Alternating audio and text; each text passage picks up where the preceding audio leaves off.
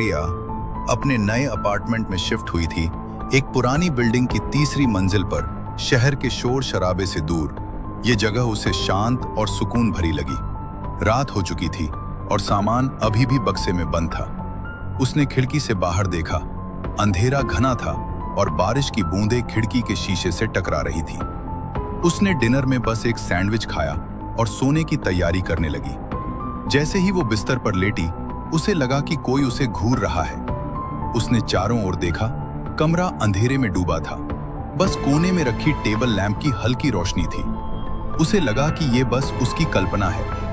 आधी रात को उसकी नींद एक अजीब सी आवाज से खुली, जैसे कोई उसके कमरे में चल रहा हो। रिया की सांसें तेज हो गई। वो डर के मारे बिस्तर से उठ भी नहीं पा रही थी। फिर उसने सुना जैसे कोई उसके कानों में फुसफुसा रहा हो, तुम अकेली नहीं हो।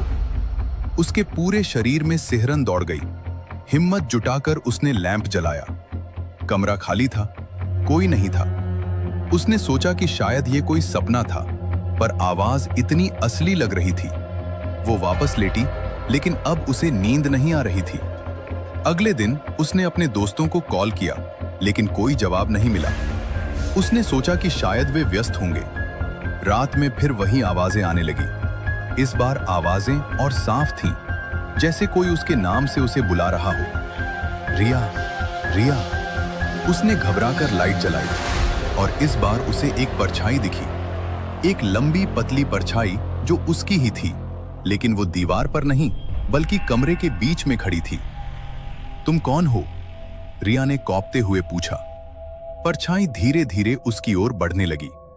जैसे जैसे वह करीब आती, रिया को महसूस होता कि परछाई उसकी अपनी नहीं है, वो कुछ और थी। परछाई अब उसके एकदम सामने थी और रिया ने देखा कि उसकी आंखें नहीं थीं, बस गहरा अंधेरा था।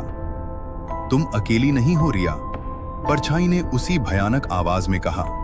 तुम कभी अकेली नहीं थी। रिया चिल्लाना चाहती थी, लेकिन उसकी आवाज गले में ही फंस गई। परछाई ने अपना हाथ बढ़ाया और रिया को छूने लगी।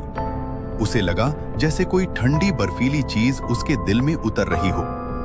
अगली सुबह जब अपार्टमेंट की मालकिन रिया का किराया लेने आई, तो दरवाजा खुला था। अंदर कमरा खाली था। रिया का कोई सामान नहीं था, कोई निशान नहीं था कि वो कभी वहां रही भी थी।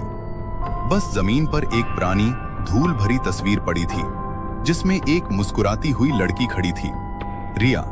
लेकिन उसकी आंखों की जगह बस गहरा अंधेरा था।